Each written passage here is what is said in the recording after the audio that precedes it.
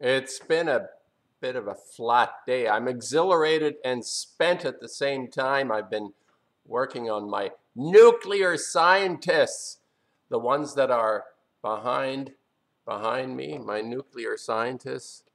There's Strassman and Hahn, and I'm just finishing Oppenheimer. I don't want to get the bright light there.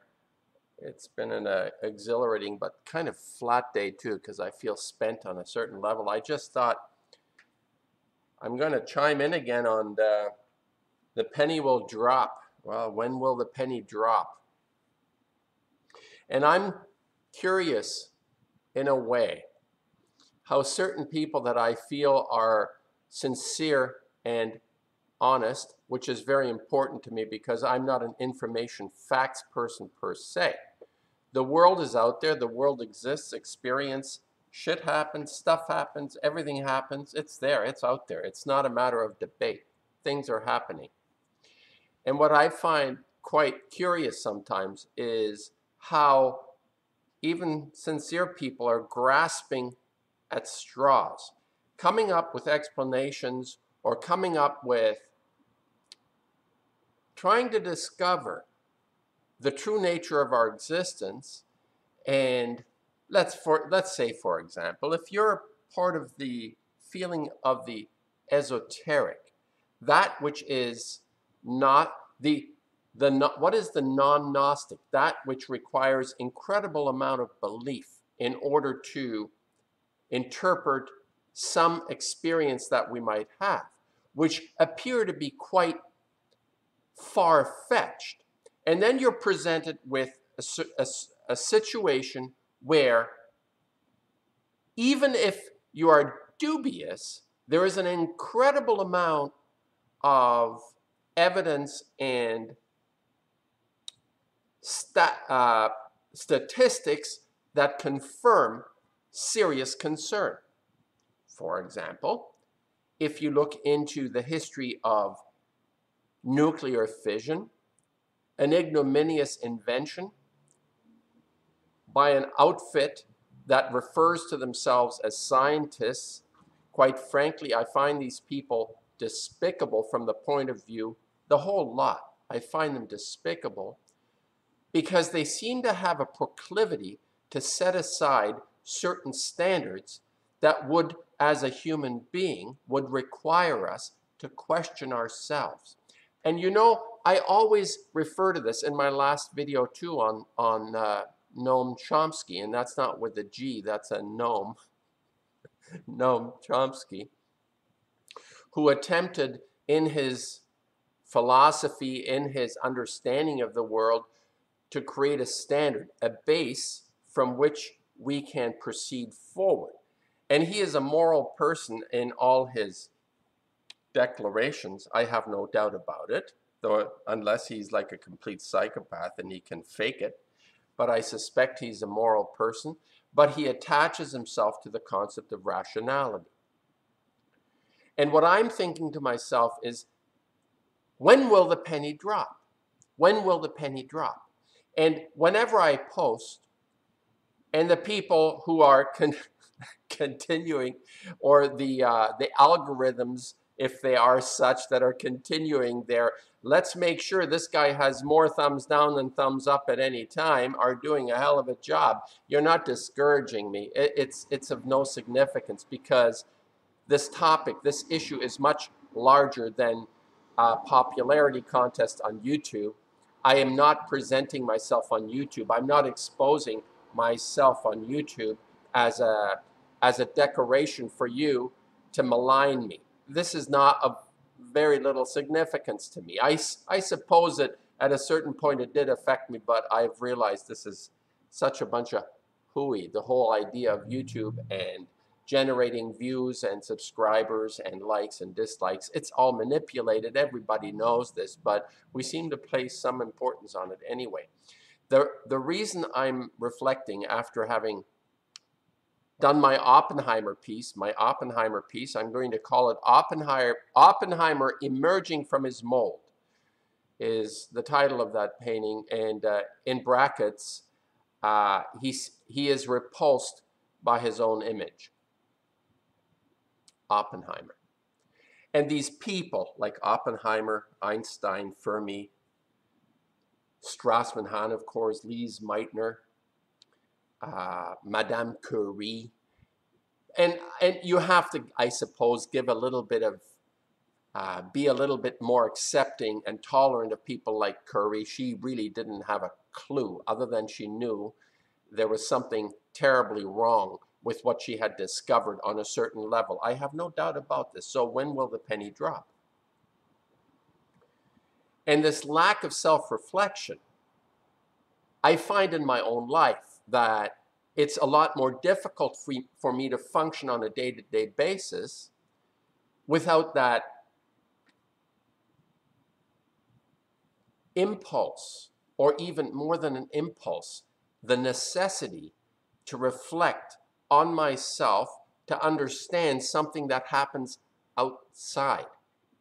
And in my last video, I was saying that the point of reference for many people that I listen to, or that I don't listen to anymore, or I'm not too interested in the YouTube thing of people spouting off, even in literature or art or anything, if I don't sense a level of self-reflection and all we perceive is aggression, or what I see to be attempting to influence others through being manipulative without that introspection, is quite exposed. I think anyone that takes someone seriously must always feel that introspection going on as one is presenting themselves to you.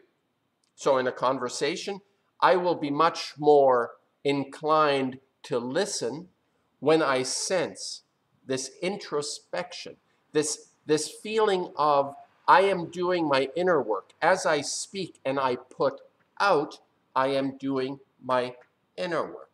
So in this painting, I am putting out. I'm putting out a vision. I am putting out an image that is based on a reflection, something about myself. This image contains something about myself.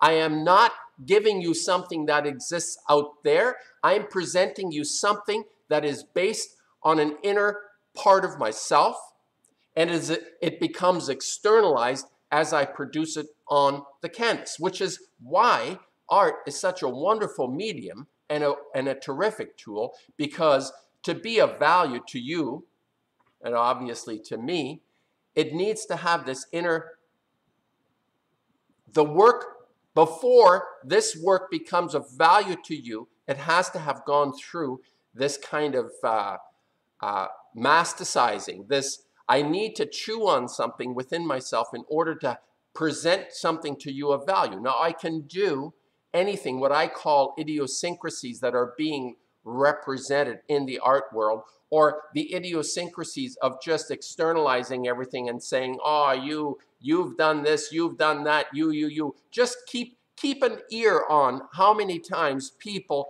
use the word you, rather than I, what I am going through, what I'm understanding. And I mean in the sense of not promoting oneself and saying, I'm terrific, I'm great, I'm brilliant, I'm an artist. I'm not talking about that. I'm talking about something that makes another person feel in their conversation, whoever you're talking to is actually aware and open to their own becoming as they speak. It's like, as I speak, I'm aware, which is fabulous, actually. I love the YouTube thing. I've learned so much from being and using this platform of YouTube, because I listen to myself, and I've realized that it's truly something that is emerging through my own process. It's like, never mind, I'm calling out the bastards, which has to be done. I mean, it has to be done.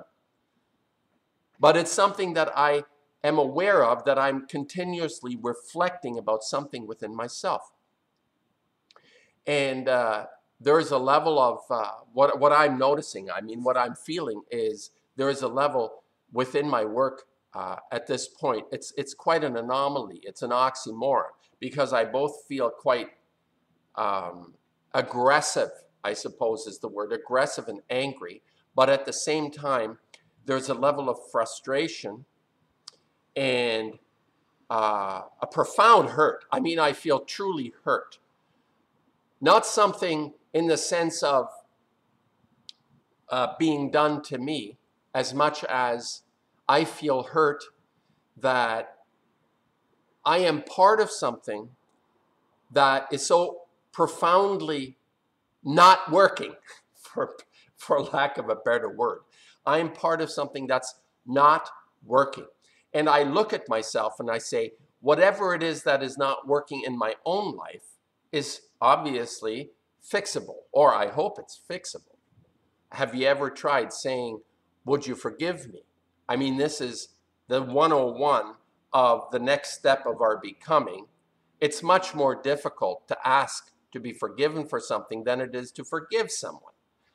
It's actually quite easy to forgive someone. I mean, we hold on to grudges and we have personal problems around this, but frankly, it's much easier to forgive someone than to ask for forgiveness. And the idea of asking for forgiveness, the way I feel it, is that I actually become more secure in myself for recognizing that in me that doesn't work. So I'm going through this inner battle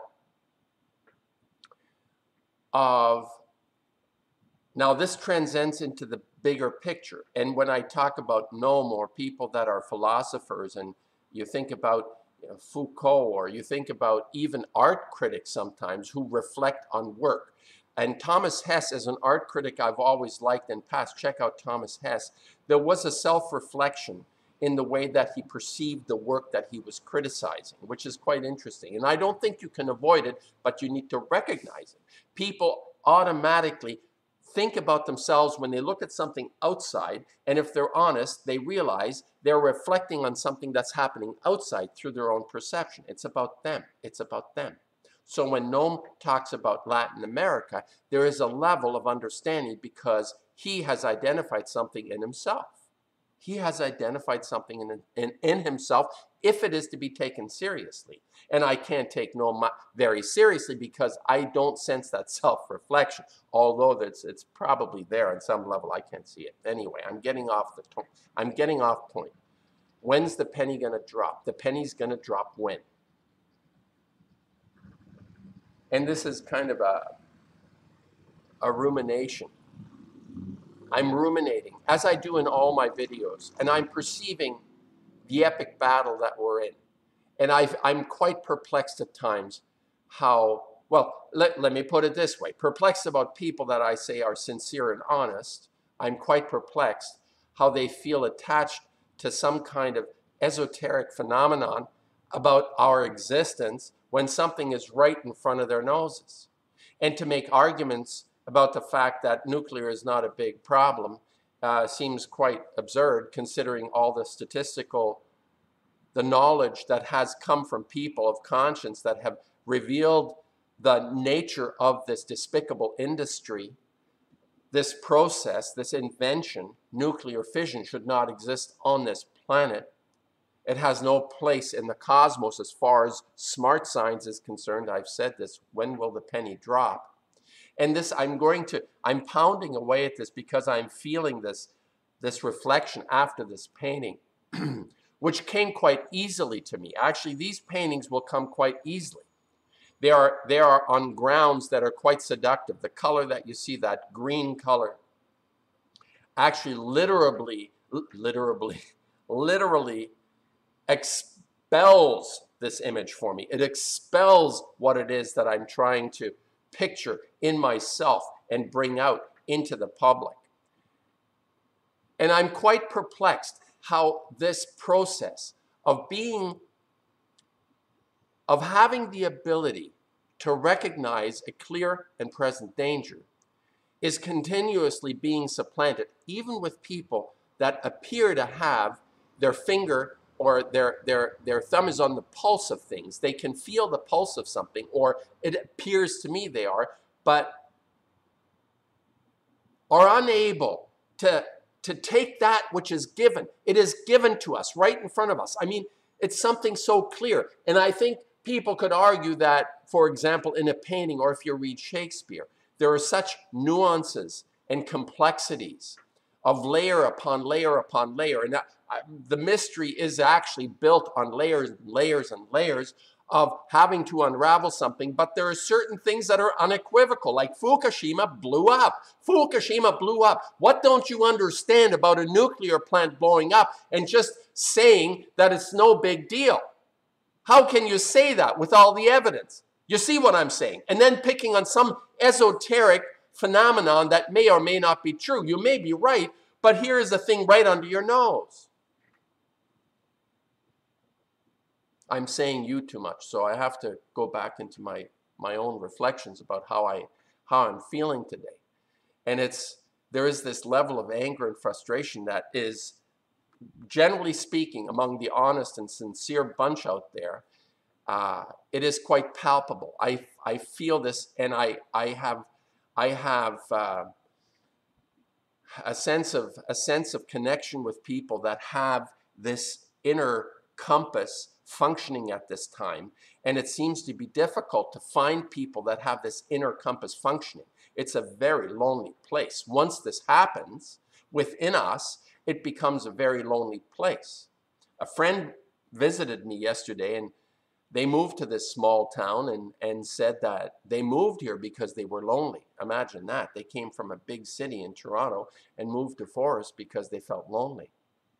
It says a lot, doesn't it? And I said, you know, I've been here almost 20 years, I think now, over 20 years. And I can count the number of people on one hand that I feel connected to that make me not feel lonely in Force. And if you can find one person, you're very lucky, a lucky person. Let me assure you, if you have one person in your life that makes you feel not lonely, you are a fulfilled human being. If you have 2 or 3, wow. Keep them close to you. And the penny will drop when this is recognized, when we extract and eliminate all the dross, the fluff, all the posturing. And I'm going to refer to YouTube, but it happens in all circumstances in our life, all the posturing and all the insignificant aspects of our existence day to day. Once this becomes eliminated, it's a little easier. I find myself encouraged. I wake up in the morning saying I can go to the studio, I can make a painting. I feel this frustration or level of anger, but I'm extremely motivated by the other part of this hurt feeling that is I'm finding levels of satisfaction, meaning that the hurt is not in vain. Whatever it is that we're going through will not be in vain, will not be something that I will look back on and say, it was totally futile. No, it's not futile. That hurt feeling is not futile. It adds to that richness of actually getting through this. And I think once people, and this is, I suppose, my point, when the penny will drop, once it's recognized that the hurt will transform itself and make us into extremely powerful individuals in our own lives. I'm talking primarily in my life. I will be a much more powerful person for having been able to transform this feeling within myself. It comes from way back as well. It's not just one thing. It comes from my own childhood. I was brought up a Catholic, which is a brutal education for any child to be brought up as a Catholic. Hopefully your parents, my parents were quite loving in their way. I mean, they had flaws, but they were inducted into the ignominious halls of these churches and these sissies and duresses that manipulated and tried to infiltrate our lives, and I suffered greatly for it. And it lasted quite a while for me. I was in my mid-20s until I was able to extract some of that hurt. But I'm saying the penny will drop. This is my thought today. As I'm working on my Oppenheimer painting, I finished my Oppenheimer painting. The penny will drop when this hurt part of us is transformed into making us feel stronger. And people always say, you know, the suffering that we go through actually is like fabulous and powerful. No, it's not. The suffering part is not. I don't agree with that, because if suffering would have made us wise, we would be fucking brilliant right now. And we're not, because history is a record of suffering, basically. That's all it is. With a few moments, with a few highlights of exalted beingness. If you listen to Bach, or if you listen to Stravinsky, if you perceive the highlights in our history, yes, they're very far and few between, because history is a record of our suffering. And if we had any value from that, we would be floating on clouds, and we'd be teleporting to other planets if they are there. Anyway, that's my thought today. When will the penny drop? And that's my thought. Hope that helps. And Oppenheimer, released from his mold, repulsed completely, totally by his image. I will continue with my nuclear scientists.